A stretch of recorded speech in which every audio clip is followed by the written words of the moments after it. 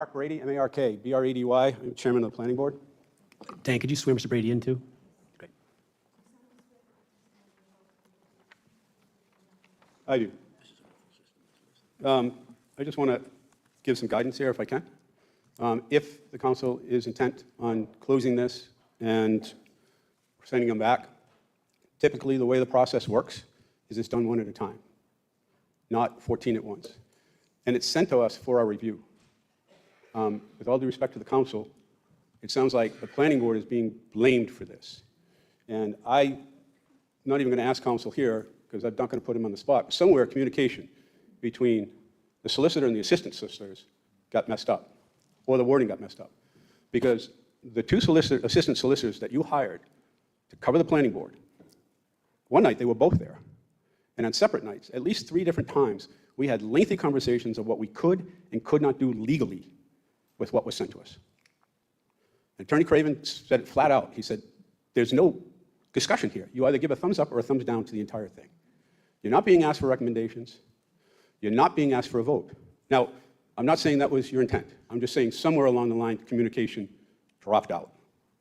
And I hope, is a learning for everybody that we can open these doors. You and I have committed to that. And I've texted you since. And we'll keep that door, and it's open to anybody else. So procedurally, the way this normally takes place is, if the council has an idea about changing something, we usually have a workshop. In the public, we did this with a mixed use.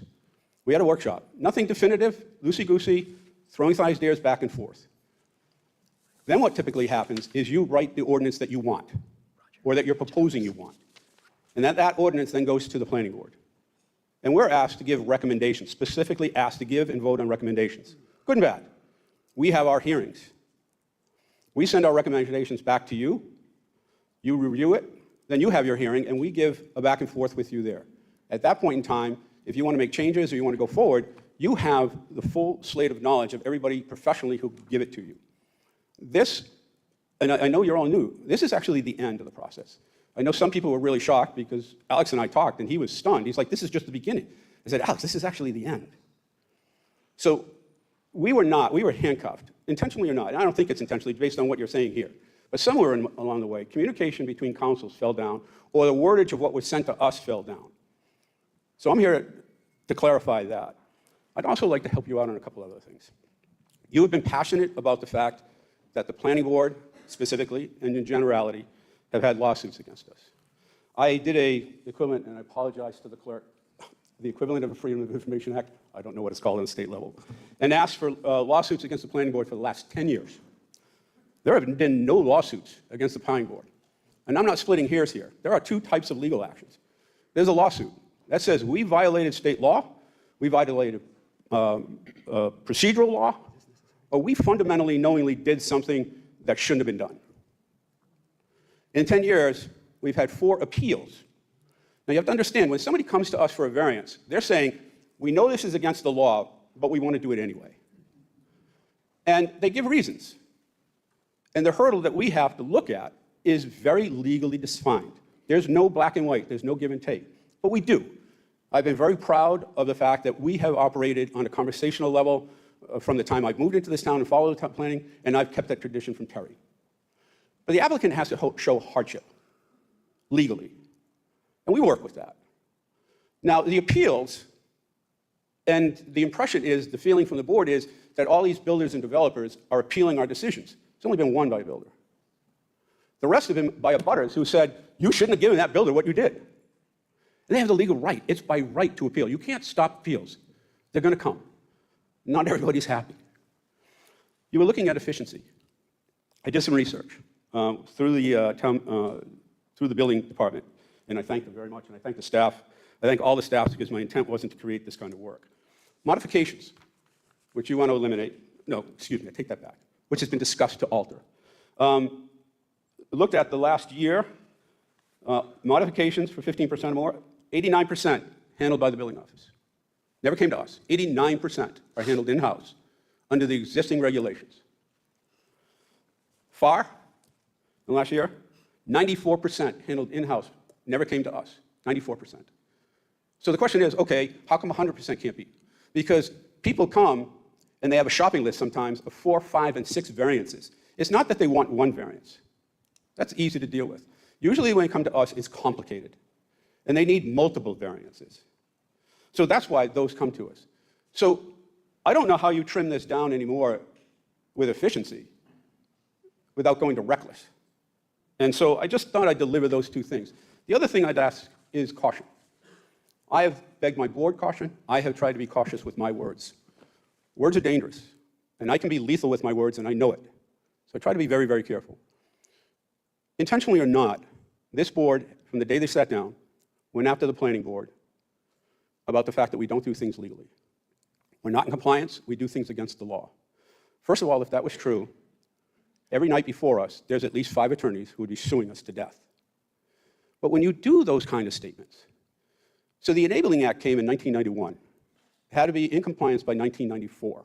So since 1994, what your statement is doing is professionally and personally slandering and defaming every solicitor that sat there, every assistant solicitor who has sat for the planning boards and the zoning boards, every town manager who has come since then, every planning staff, every building and zoning staff, all those men and women who have volunteered on the planning board and the zoning boards, because it's all gone through their reviews.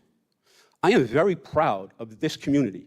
When the onslaught of changes came in 2024, we were the first, as I've been told. And if we weren't first, we were damn close to being the first in this state to have it ratified on time and sent to the town council. Every single change. And we have abided by all of those changes ever since. That's why we were a little confused when the whole wetlands thing came up. We haven't made a decision on wetlands in over a year. It's not our authority.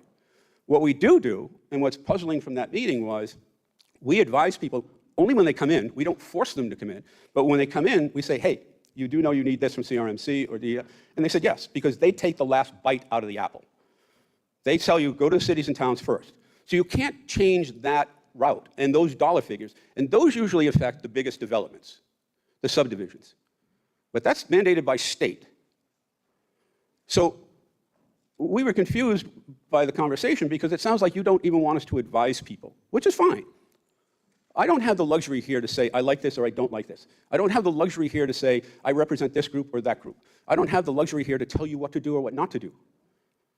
All I can do is give you advice. It is advice based on 42 plus years of experience in land use, both on the private developer side and on the public side, all over this country in various ways. So going forward, I would ask that we all take a deep breath. We're here to advise you. What do you think about us personally is irrelevant. If you don't take our advice, or at least listen to it, then my question is, what are you going on? Hearsay from other people? I just beg you, if we're going to do this, let's do it right. Let's do it together. But let's actually do this. Let's not go through a new process just for the sake of process, so it's a good dog and pony show, so you can stand up and say, hey, we did it. If that's your intent, leave us out of it. We are so far behind right now, it's ridiculous. I've also had something, and I don't know if it's true or not, but I'm bringing it to you saying I've been told this, that many of the people on the council are making this decision based on the Pew study out of Houston, Texas. There's a study in 2024 on affordable housing. The second it came out, I called. Everybody on my board, everybody in the planning board, and in the planning department, anybody who's talked to me knows I am deathly passionate about affordable housing. City of Houston put in like 50,000 affordable units. And what I heard back is, well, the council's using this because the more houses you build, the more affordable they become. When I called them and I told them where we lived, and they Googled, I could hear them on the phone, clicking away.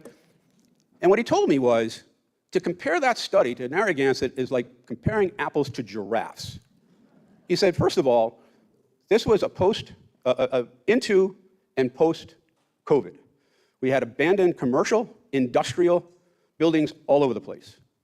And there was no future that they were going to be used. They were going to be underutilized at best.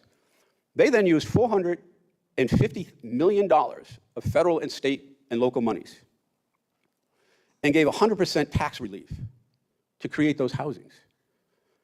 I've not seen a penny coming from the state. That's not on any of you, because I know your passion for affordable is marked with mine. There is words. The statutes that came down in 24, not a single word says affordable in it. Not a single word. There's no money, there's no programs, there's no infrastructure improvements coming from the state. Now, what he did recommend was to look at another study they did, because I called him back again when I heard this. And he said, this one is probably more relevant. We did a study on the migration of baby boomers. Sorry, folks. You screwed up a bunch of stuff again. And they said they followed a nationwide study, and what they found was baby boomers were migrating out of urban areas, but even out of suburban areas, and going to areas that they envisioned were village-like, on the coast, on the lakes, in the desert, on major rivers. And what they were doing is going in and buying up starter homes. And they had the cash to beat the market. And it has a huge rippling effect across this country. What I would recommend is look at the Crane report. That was done on Narragansett. And he stated flat out, it's the most complicated thing he's ever seen. And this is what makes me personally and professionally frustrated. It is brutally highest and best use, highest and best use. And Jim, you know this, because I know you're trying to get economic development here, isn't even industrial. It's not commercial. Unfortunately, right now, it's rental. And we have to find strategies together, not separately. It's not going to happen separately. So I ask you, if you're going to do this, please do it. That's what I recommended. And let's go one at a time. And let's go through them properly. Yes, it's going to take a little bit of time. We've already done some work, so that can expedite things. And if we're freed up to give you our recommendations, we have some. We just couldn't give them to you, legally. And if you really have any question about my integrity on this, all you have to do is look at that last meeting.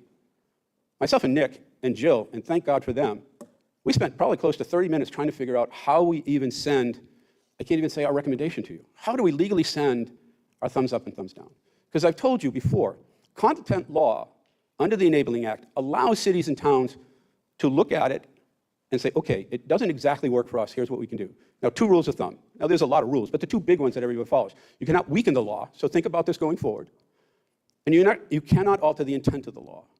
But you can do work on content. You cannot do on procedural.